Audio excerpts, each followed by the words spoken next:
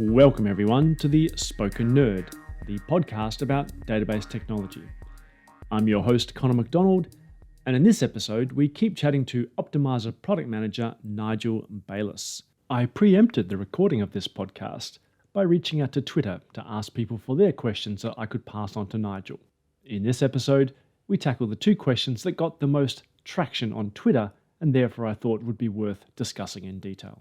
I did put out on Twitter yesterday, I said that I'd be having a chat with you on the podcast. And I said, if you have questions, throw me some DMs and I'll try work them in. There's two which I thought are probably worth talking about. And one's quite a niche topic, so we won't spend too long on it. And that was the one where one of the things that's very popular now in the Oracle database is table functions. Selecting from, we used to have to type in the word table, and then we'd have either a pipeline function or etc. And there's the classic number, which I'm sure you'll be familiar with, 8168, the collection iterator pickler. Yes. Oh, blimey. Constant. Can't believe you're giving me this question.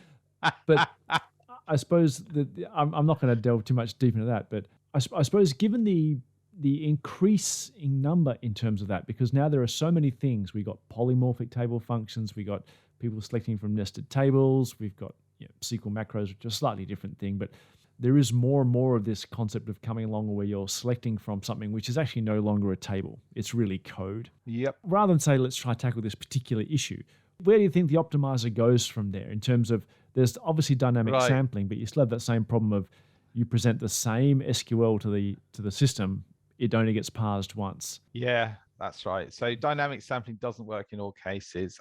We peak some cases, so we do know sometimes what the array size is. So I think it's for PL SQL arrays, we do actually peak now. That's very version dependent. So I'm talking about 19, I would say. Although, I don't know when it exactly came in. And I have to say, this is actually a really hot topic because it comes up a lot. I've spoken to Chris Saxton about this as well, and I've talked to the CX Oracle people about this as well, because it's a thing in Python, of course, quite often. The background of it is this concept of variable in lists. This is where it came up first, so what shall I use? Lots of different, this variable concertinaed in list, or do I just throw an array? And the answer to that is, I like the array concept, but it's a difficult question to answer sensibly, actually. And we do peak. There's a bug that I have on that at the moment where things like the cardinality estimate is not properly represented with a semi-join. And there's lots of little nuances to this. But you're right, it does ultimately boil down to this thing where, what about we parsing it once? Now, if you've got an array, or, I'm talking about arrays mainly, of course, if you've got a table that wraps around an array, what if that array goes from one row to 50 million? How are you going to deal with that when you're parsing it once? So that, of course, is the ultimate shot in the foot. What do you do in those cases? I do have a solution, but it's a code solution. It's not a perfect solution either, because in theory, what you can do is this is embarrassing. Perhaps, I don't know. I'm going to tell you. Is this throwing a random literal in there? Well, yeah. So you put a comment in, and all I do is I take the log of the logarithm of the array size and put that in the comment. I integer it, in fact. And so that then gives you like this sort of scale factor idea. So each query is unique, but has a different order of magnitude for the number of values in the array. Now, I like that. It's good fun, but it's not really an answer right now, I would say. So I do think it's something of a work in progress. And the way that we've tackled it so far is to extend peaking. So peaking can peak at more things, but that is not a final answer, I would say. So I'm going brave here now, and so you can just basically you can just say that is the most stupid thing I've ever heard. I will not be offended at all. Do you think there's scope for a parse hint? Yeah. You mean you just say reparse this every time? Yeah. You're basically putting the onus back onto the coder, saying it's your job to guarantee that you're not going to put this on that's going to be run a billion times a minute, because of the parsing costs. Yeah. But you're almost shifting the responsibility of saying, we're going to mark this invalid the moment we've finished executing it. Right. Yeah, that's not a bad idea. I have to think about that. Yeah, possibly because you can kind of. I'm not saying this is good because you can kind of simulate it by smacking a comment with a number in it, of course, and then just change the number. But that's different because that relies on you writing dynamic SQL, and that's the problem with my example. Is it kind of relies on you being able to piece together SQL randomly when you might not. You've just got the SQL defined in a hash defined in your C or something. It's just fixed.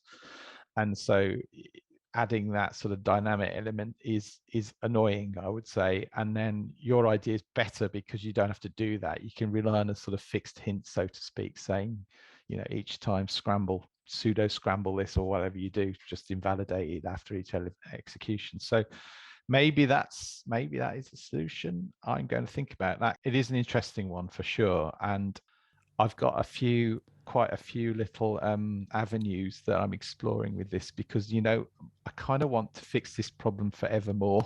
That's what I feel like with it, really, because it's such a common use case. I'd love to fix it forevermore, although part of me is worried that it is perhaps a bit niche because it shouldn't matter that often, because I think generally speaking, for most systems, the array size is generally pretty consistent. The object you're reading from, I think, is not normally varying from 10 to a million rows. It's normally sort of within an order of magnitude. Although conversely, though, I've also found that because those numbers are typically small, people rarely are putting in, as you said, millions of rows. Because they're going from like 10 to 50 rows, it's a small change in number of rows, but it's a five-fold change. Or the worst, Yeah. the worst case is when they've gone from one row to 10 rows because one is special. So. Yeah, no, that's true. This is it, isn't it? Because I fell into the trap of generalizing there, which is, oh, it's normally like this, isn't it? Surely. But then, of course, the change from 5 to 6 could change everything. Good, yeah, true. So yeah, it is fun to think about this. Yeah. It is one of the things I do think about quite a lot. And as I say, I have a bug on the cardinality thing with the semi join. And do I have any ERs around this? Not yet, because I want the bug fixed first. What I'm trying to do is to get this thing sorted out first and then have a very solid recommendation for how to do it. Now, I do have an approach, which is if you put like select from the table casting, you have to use cast as well. You have to be careful about that. And you put it in, say, the from clause, so that you're implying a join, a standard inner join. That works fine, and the cardinality estimates all come out really well. So that works very neatly. Whereas if you use the in mechanism, where the in select from the table, that doesn't work so well cardinality wise, even though it's much more intuitive. That's the thing. So I want that to work. And so that's what I'm looking at. Get that working first, and then what's the next step? Cope with this sort of dynamic situation. But you say, yeah, the hint's not a bad idea, actually, something like that, because then at least the query is fixed, and then we just reparse it every time. Yeah. So. But it is really, I don't know how risky it is. I don't know. I was about to say it's risky, but is it? There's so many systems out there that go crazy with literals anyway, I suppose you could always restrict it and say, we'll let you put a parse hint in as long as it also has a dynamic sampling hint. So it's only for those scenarios. Yeah, yeah, it's a shame because in fact I did test the dynamic sampling scenario, but it doesn't always work, and it probably generally doesn't work. It's probably the case that certainly what I've tested doesn't work. And actually there is another little negative information here, that we can't use the adaptive cursor sharing approach, because in theory ACS could get you out of this hole. It's seeing a different bind value set of values yielding a different number of rows. So therefore, why don't we create a new child cursor for it? Well, at the moment we don't deal with that kind of scenario either. So that's one of the restrictions that we have, that again could be a route around this to solve it. So I don't want to bring up negatives, right? It mainly works, this, but there are, when you think about it deeply, you realize there are things that we could enhance to make it do more. I like this discussion because I'm hoping it reinforces to our listeners that what seems the most trivial of problems, I've got an array, why can't you work out how many elements in it, has so many nuanced things that you need to consider, which is why I'm always blown away by the way the optimizer most of the time gets stuff right, the amount of variability there. Yeah, and the thing that I worry about is when I talk about this, I don't want to sound like you should know it or it is complicated or it shouldn't be. We're designing this thing to be straightforward, but if you really want to dig into the detail and things, that it is complicated, yeah, but in most cases you shouldn't need to care. I really want you to. I don't like, in some ways, these discussions are risky because I'm saying it works like this and then not like that, and then it makes people worried that they need to know. And the answer is you shouldn't. You shouldn't really. Well, this is interesting because the second question I wanted to talk about, now that you've said you shouldn't have to dig into the detail, Yeah. the question that came, I feel I'm going to be punished for that one. No, this is an interesting one. I thought someone phrased this quite politely, I thought, is that Right. we do have this thing called event 10053, which obviously Right. dumps this information. I think you and I can both agree that it would never, ever be the recommendation of anyone inside Oracle that this is something that people should be spending their working days on, constantly digging into 10053. So basically, Right. it's predominantly a support tool, but also it's useful if you want to go exploring, but there's no way known that you should be optimizing your application code by hunting through 10053 all the time. Having said that caveat, the question that came in, which I thought was quite a nice one, they said that no one looks at the AWR tables and data predominantly when they're looking for a system overview. They look at the reports. Okay. Very few people look at 10046 raw data. They look at the TK-prof output. Right. Doesn't that then lend scope to the concept of a TK-prof for 10053? Even if it was just basically take the abbreviations and expand them into something which is like, say, a HTML equivalent with some nicer names. Right. I can edit this pause out. I'm glad. And then I come up with an instantaneous, decisive answer. I don't mind if you leave the pause in because I think it's a hard question to answer that. There are various around about the place parsers for 10053, and I've seen them and used them. And one of the issues with 10053 is it's massive quite often. Quite often you're looking at gigabytes. And I think summarization is a massive challenge. We have added things like we've got the query block registry graph is dumped in it now, so you can kind of see where the query blocks have come from. So there are a few things here and there that we do to tweak it.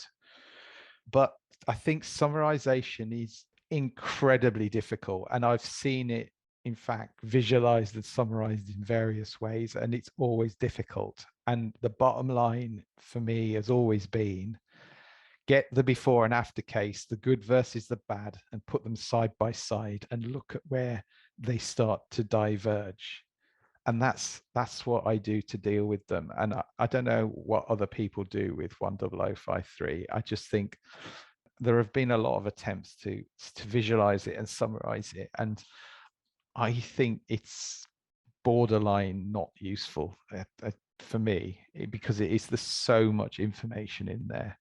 I'm not even sure what the key information is. You've got the things like the transform query, you've got the final plan, and then you've got the query block registry, for example, those kinds of things. I don't know. It's something that we pass through many, many times, but I've yet to see something that legitimately makes it easier to deal with. And I've seen some really fantastic work done to summarize and visualize it. Really properly good examples, but nothing that I felt actually this will now stop me from putting the blasted things side by side and looking at the diff. I don't know. Yeah. I wouldn't envy someone having to do it. No, I'd appreciate if it was there, but I certainly wouldn't envy the task of doing it. No, it's a tough job, and as I say, there's been some really fantastic goes at it, really, really good.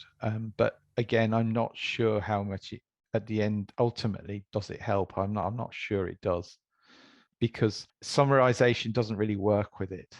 You need that raw data in order to really know what's going on, and summarizing it is is hard. There are ways, there are things you can do for sure, but I'm not sure how much they add ultimately. And I think obviously we've been talking for a long time, and this will obviously end up being multiple podcast episodes. Mm-hmm. But to finish off, to give you your day back, you've mentioned there, I've got two 10053 traces side by side. Yeah. One would imagine that's at the end of a long road of tackling a SQL tuning issue. Right. When you get to that thing, you've generally exhausted a lot of other options. That's true. So for the vast majority of developers who are working with Oracle, who generally are just hoping that the optimizer does them a good service, and occasionally they have to dive in and work out why it's not getting a good service. For that developer, when they've hit a poor plan, what do you think is, to finish off this episode, what do you think is a good first few steps before they started either calling in the big guns in their own department or support or whatever? So what's your first few steps? Right. Okay. So I've actually made an attempt to answering this question in the blog. It's not directly head on. It's slightly from an oblique angle, perhaps. But it's, first of all, there's the boring one. Are your stats fresh? Let's just get that one out of the way first. And make sure you're reparsing the query if you're about to test it again, just in case it's not been invalidated. Just make sure that you are actually reparsing the query when you try it again after gathering your stats, or use the no invalidate equals false, or no, that one. So anyway, that aside, what I think the best approach, I think, is just to have a look at the query first. First thing I would do is try it with dynamic sampling cracked on to 10 or 11 or I don't know, 8, something high. I'd also try it with maybe 8 and 11 side by side and see which one makes a difference. So that's the first thing I would do, saying, is Oracle able to spot a cardinality problem and can it resolve it? That's the first thing I would just do. The other thing that I have to recommend people do actually is try the SQL Tuning Advisor as well, to run it through that and see what that comes up with as well. So I think those two steps, in other words, before you start thinking about opening the bonnet and pulling out the spark plug leads, just try and get everything understood first. Do the simple things first. And so that's what I would do to start with. SQL Tuning Advisor, something like dynamic sampling to have a look. Now, if dynamic sampling fixes it, that's fantastic, because it gives you a clue there's probably a problem with a cardinality estimate somewhere, possibly. And so again, SQL Monitor is a great tool for that. So SQL Monitor output is the way really to look at a query and understand why it's taking a long time, because it shows you where it's spending all its time. And it's brilliant because it also shows you things like actual rows versus the estimated rows. So you can even see where it's got the numbers wrong. So that's where I would look. Another thing that I would do is always say, have I got a better plan for this somewhere? And that may be in AWR, maybe in a SQL tuning set, I don't know. But you might have an earlier plan for this query. Enable it, just enforce it with the SQL plan baseline, perhaps. That's another thing that I would look at using that as a technique. But if I'm honest, I like to sort of at least look at the query and say, why is this a hard query to optimize? Why are we making a mistake here? Is there something fundamental about the query? And if you look at, I had a phase where I was just getting query after query after query that was almost impossible to optimize properly, because the where clauses were so complicated. Like the easiest example I can give of that is where you've said where name like %X%. How do we know how many rows that's gonna fetch? Now, of course, the way we do know is dynamic sampling. So that is a trick you can use to do that. So we have a solution built in. But, if your query is littered with those kind of difficult to estimate cardinality estimates, then kind of buying your own trouble to some extent. And then you should look at things like dynamic sampling as a general practice for your workload, perhaps. It's like I used to always prompt people with the telephone book metaphor. Although, for anyone listening, a telephone book is this ancient device we used to receive in the mail where we could actually look up people's telephone numbers. It's that same thing as if I need to know what someone's surname is, that's fine. I can jump to the right spot in the telephone book. If you're asking me what the second letter of their surname is, well, you're in for a bad day. Yeah. It's like Yeah, you really are. you're going to be paging Yeah. through a So fair bit. Yes.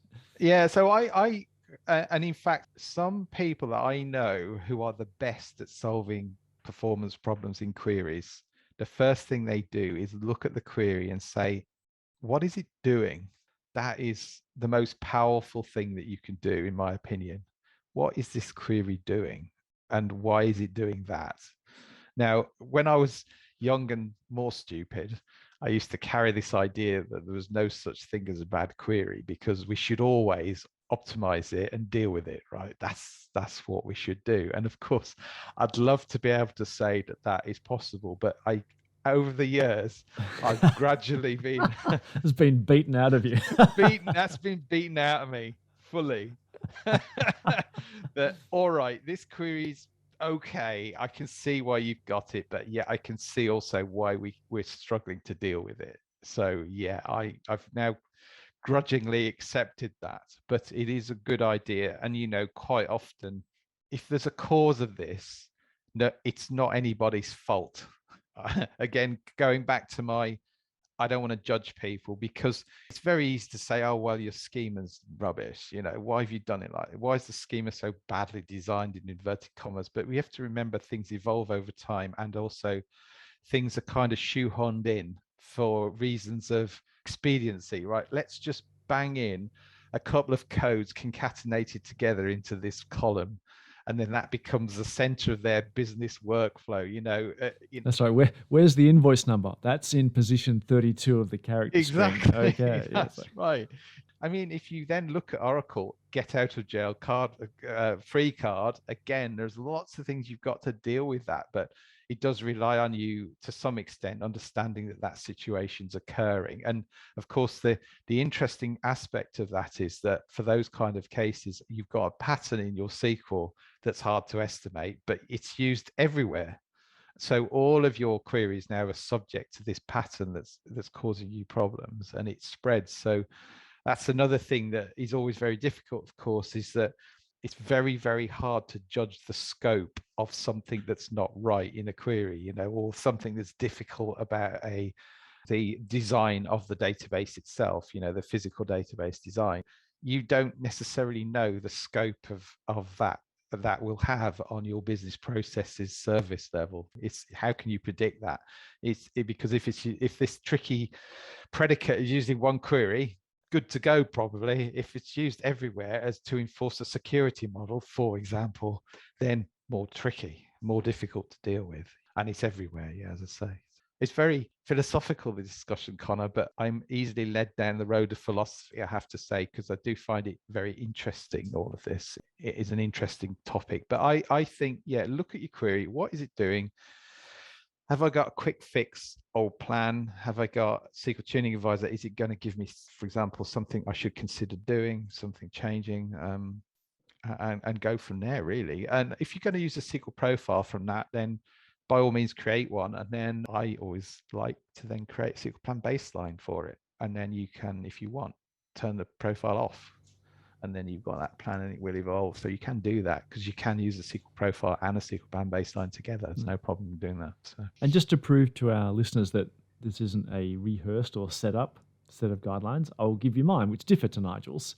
For me, along a similar path, the first thing I always like to ask is, and I suppose I should actually prefix this, I should actually ask, what is the query actually doing? But I didn't actually put that. My first step was, I always look at a query and ask myself, can it run fast?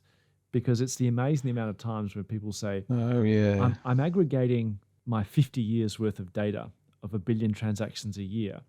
I need to get a grand total and it's not sub-second. And I'm like, well, duh. Often SQL tuning when I used to do consulting for customers, a lot of it was just pointing out, are you aware of just how much data you are sifting through to try to get this answer? And this may lead into discussions about how we're going to resolve this via design or materialized views or whatever, in memory, it doesn't matter. But often it's just pointing out to people, are you aware of what you're attempting to tackle here? And that leads to a solution. Yeah, actually, I don't think we're disagreeing. If I was smarter and quicker, I'd have said that one first as well, because that is the best one to do first. And probably my second one is, it's similar to what you said. I'm a huge fan of the gather plan statistics hint, which effectively is the same as using SQL Monitor. The reason I don't normally often reference SQL Monitor, even though I think it's a fantastic little tool, is every time I mention it, there'll be somewhere out there in the Twitter sphere or somewhere out there on the blogosphere or someone on my YouTube video comments going, that's a separately licensed facility, and they get stuck into me, and I'm not a licensed expert. So for me, if you're licensed for it, use it. But if not, gather plan statistics gives you the same information, just not in nice real time and not as graphically nice, but you still get the same data out of there. And as I said, so many problems are just a cardinality discrepancy. And the first thing whenever an Ask Tom question comes in, I say, rerun your query, add this hint, run dbmsxplan display cursor at the end of it, and send it back to us. And that is often 90% of the task. I must admit, so you're making me chuckle a little bit, because so often I get a plan and there's a line break halfway across it, and then I get this thing that's just like, what am I looking at exactly? I don't really know. So that's a tip for anyone sending any of those, is please set your line size. Get the line sizes sorted out first. But yeah, I must admit, my big go-to is gather plan statistics hint. It is very useful, because you can see discrepancies. You have to be a bit careful, because I think sometimes it can lead you a bit astray, because you'll often see an estimate of one when it means one, but it's started many times. So, it's an nested loop. So those sort of things you've got to keep an eye out for. And so I always treat it slightly with a pinch of salt, but if you get a bit of experience using it, it becomes basically a god level tool, really. As you say, it's very, very good for that. It's a very high powered tool for those kind of situations, I would say. I'm just trying to think. The advantage. I'm just trying to think of an advantage of SQL monitoring. You can get it during execution, so that's quite nice. But it's generally not the end of the world, I would say. In most cases, that's not really going to be a problem, I would think. So, but yeah, no, it's a great way of figuring out. I suppose then the question that comes from that is, what do you do about it then? What are you going to do? That will be the topic for another podcast. Okay. Because I have to admit, I feel quite content about rounding this up now that we're talking philosophy and pinches of salt. Okay. I feel that's the perfect message to end our. It is, yes, in a sort of vague, non-decisive manner. So Nigel, thank you very much for your time. I promise I won't go any more LinkedIn trawling. You'll probably get some notification tomorrow saying, recruiters are looking at your profile.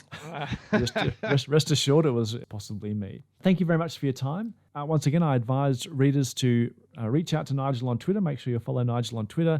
Keep up with all his fantastic content on blogs.oracle.com/optimizer. And Nigel, once again, thank you very much for your time. Well, thanks, Connor. Great fun. Good chat.